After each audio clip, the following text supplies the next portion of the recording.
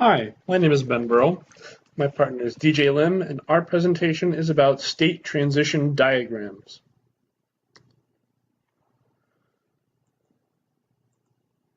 According to an article by Lee Copeland, a state transition diagram describes all of the states that an object can have, the events under which an object changes state, the conditions that must be fulfilled before the transition will occur, and the activities undertaken during the life of an object.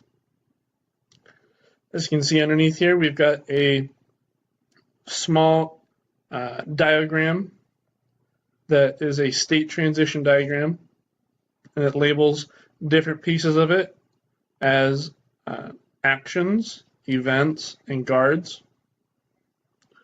The actions, like I said, are direct actions taken by the application or the user that will directly change the state, whereas guards are safeguards put in place by the programming and the system to keep the user and the application from going somewhere they're not supposed to when they're not supposed to get there. Likewise, an event will trigger when an action is executed without a guard being in place to prevent the action from carrying out.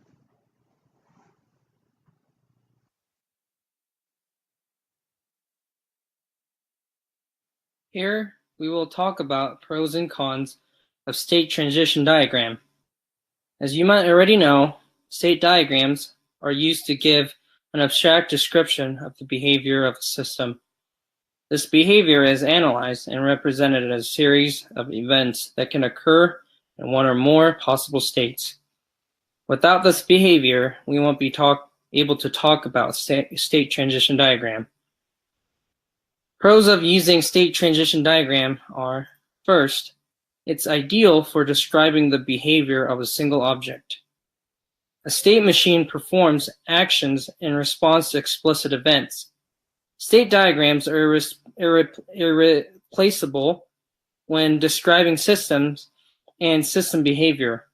For example, electronic components such as control units for driver assistance systems in vehicles.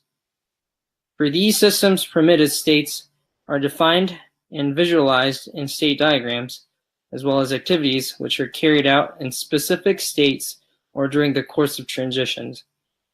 Second, state diagrams are the ideal way to model object life cycles. State diagrams enable you to describe the behavior of objects during their entire lifespan. In addition, the different states and state changes, as well as events causing transitions, can be described. In other words, state diagrams make the system behavior visible. Cons of using state transition diagram are: it is not the best at describing the behavior of multiple objects.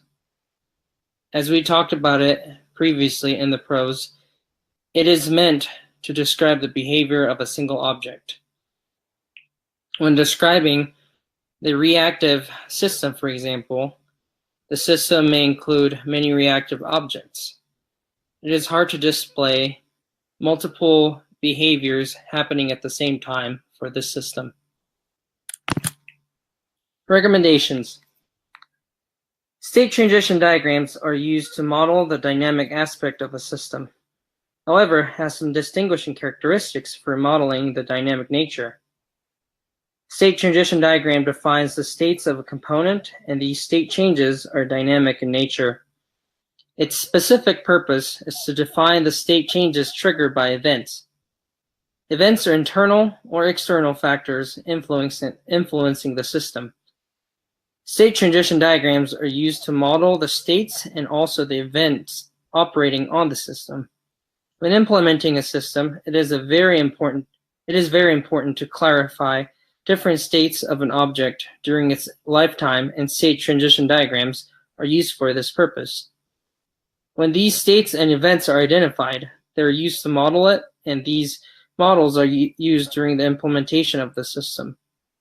State diagrams should be used to model the object states of a system. When states of the object changes, it's easy to read and make it visible exactly how the state is changing depending on the behavior. Not only does it show the state of a part of the object, but it also shows the whole system, how it may behave depending on each behavior. Also, to model the reactive system. Reactive system consists of reactive objects. When certain behaviors happen, certain consequences and results follow along. State transition diagram helps users understand what these objects may result in or how they should react according to its behavior.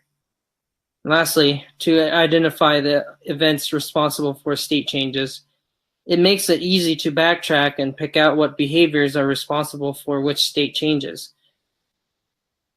Without this feature, it may be difficult to figure out exactly what is happening.